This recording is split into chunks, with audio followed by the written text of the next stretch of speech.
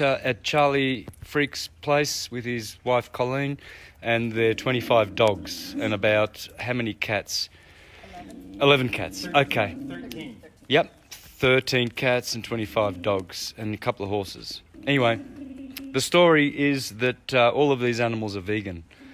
And I had a vegan dog myself, and it was the healthiest dog you ever did see. And of course, the dogs who do have a vegan diet live longer, much longer than the others. In fact, you know a story of a Jack Russell that lived longer as a vegan than all other Jack Russells. Is that right, Colleen? 25 years old, I think. Okay, camera's on you now.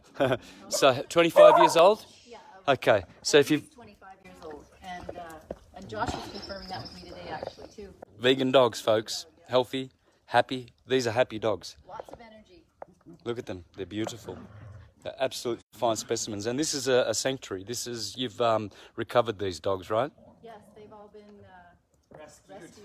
Rescued. one way or another. Okay.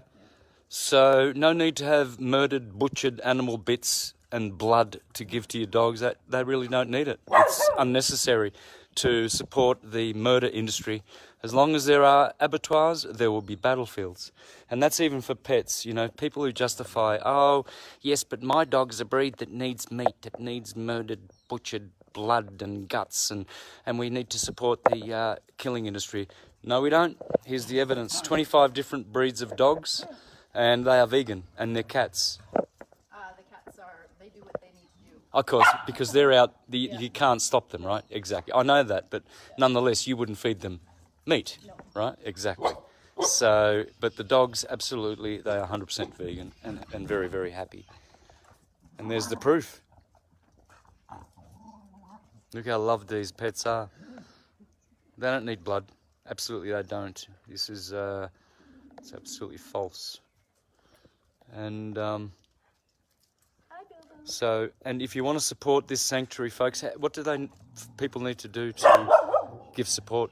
They can either give a donation to our PayPal. It's the Shire Animal, the Shire 777. Okay, let's say that again nice and clear because there was a few dogs. Shire? The Shire 777 on PayPal. And we also have a Patreon. It's the Shire Okay. Sanctuary.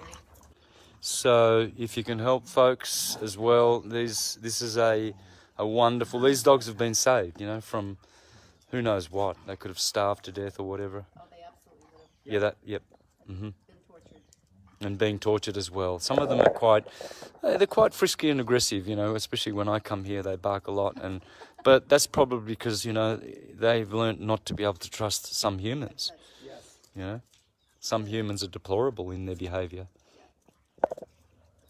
And why is it that we can choose, you know, what murdered animal bits can go in our dog food to give to our dogs who really don't absolutely need it and live longer and healthier on vegan food? I was going to show how they prepare their food, by the way. Do you want to talk about that, how you prepare your food? You have a different way, right, your system? I do one part of the food and Collywog does the other. So what I do is Collywog and we juice. So when I finish juicing, I make about 8 liters of juice, of which Santos has been enjoying. It's so good. And the leftover pulp produces about 6 to 7 liters of pulp.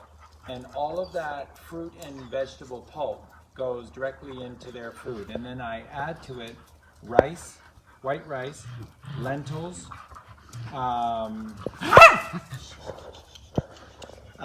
beets, wheat, soya, and this is all just all locally grown. And then I put. And then Collywog does her part. And Collywog, after I come home with these gigantic 50-kilo bags filled with fruits and vegetables. And Colleen takes all the fruits and vegetables and she puts them in the Vitamix and she turns them into a beautiful puree of the vegetables. And so there's broccoli, cauliflower. So they like have a soup then, do they? It's a thicker constitution. That's right, a thicker constitution. Oh, wow. And it's got juice, fruit juice, you mean? That's right, yeah. Wow, so they're getting fruit juice, lentils, rice. What was the other third? Soya, wheat. Of course, Yeah. all of our pulp that comes from all of our juicing. That's the main component to it. Ah, so they eat all your juice pulping. Wow, man, look how healthy they are. No waste at all. When we cook or when we prepare something, there's no waste. Oh, this is Of course, divine. the pineapple rinds and the watermelon rinds. Oh my God, this is already permaculture just with animals. Yes. Living with animals. It's beautiful. Don't throw anything out. There's no waste. Someone asked, how do you get cats to go vegan? Because They aren't necessarily vegan because they go out and they hunt. that's right. So, but home cats, what would you do there if they would? Well, they Like- love vegan food. Yeah, there you go. The mixture that we make for the dogs, not all the cats will eat it, but like they go out every night and they do their thing and they come back. So we don't know what they do. We don't want to know. But they definitely here they will eat the dog food as well. Yep. Yep. There you go. So this is beautiful. This is something that I proved myself by giving a vegan diet to our dog, Mocha, my little dog. You see her on Facebook. That's my little spoodle cavoodle, and she's very beautiful, healthy, happy dog. It's got the best vegan food. No need to kill animals and exploit them anymore. There's proof. Living proof. We've done it both ways, and we much prefer it this way. Is just there's so much less inflammation in their bodies. They have more energy. There's less disease. It's been wonderful. It's been absolutely wonderful. They were mostly on and off of being sick when we had them on the death kibble before. Right? But, yeah, it was the best thing we ever did. Yeah, for sure. You can see that. You can tell a healthy dog. They're secure, aren't they? They feel secure, and they know. They listen to your voice. They were barking like mad before, and yet you calm them down. They're very obedient. Some are cheeky. You can see. Some are really serious. They've all got different personalities. You know, they've definitely all got their different personalities. I can see it already. This little black one's a cutie. Oh, Lucian. And Jovial. She's my pituitary gland. She's got a lot of skills. Wow. So 25 dogs, and they're all vegan, and they're all happy. They are all happy. Tails wagging. The proof's in the pudding.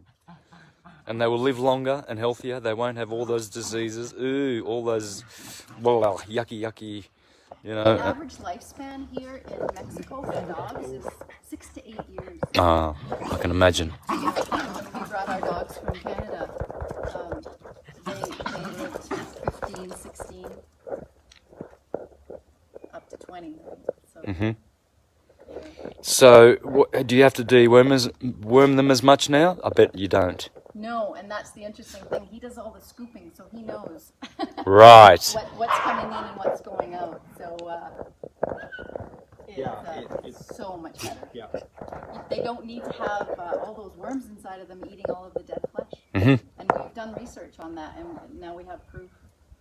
It's amazing. There you go. Less deworming, less of all that vaccination stuff and all of these creepy things when you give your animals murdered, canned, or packeted body bits. You know, you're a people trafficker, really. I think you're an animal trafficker if you partake in it, I think, to that extent. Really, I do.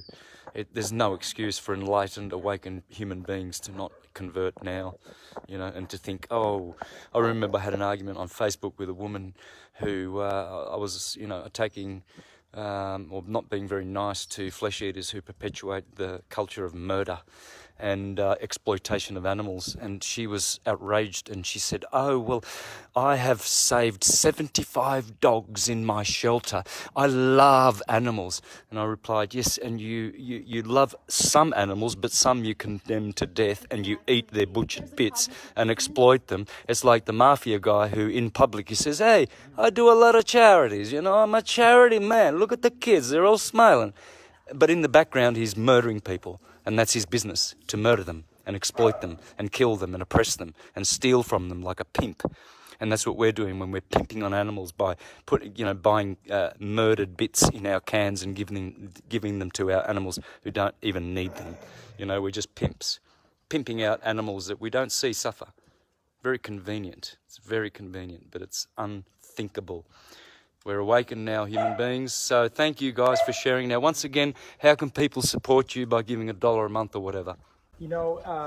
Probably the best place is to go to our YouTube channel, Freak Sense TV, and all of our videos have show notes, and in the show notes there are links for all the ways in which they can help us, Patreon or PayPal, and also on our Facebook page, and that is Charlie Freak, Freek on Facebook, because they wouldn't allow EAK, so Charlie Freak 16 on Facebook, Freak Freek, and you can send a friend request, and you can see lots of updates. Colleen does lots of updates with the animals on our Facebook page. So, and we'd sure like it, because in total we have 45 with the possums and the birds, 45 rescued animals. So and with the dogs, we're making the food twice a day for them. So yep, and every little bit it sure helps. So we appreciate it very much. Well, thank you, vegan dogs, for participating in this little clip and telling all the other dog owners that you don't have to be pimping out exploited animals anymore. You can free the world of this blood guilt and murder and plunder and exploitation of animals. So thank you, Charlie. Thank you very much, Colleen. And we'll be seeing you on the next one. Thank you. Thanks, everyone. Live. So what do I do now? Share.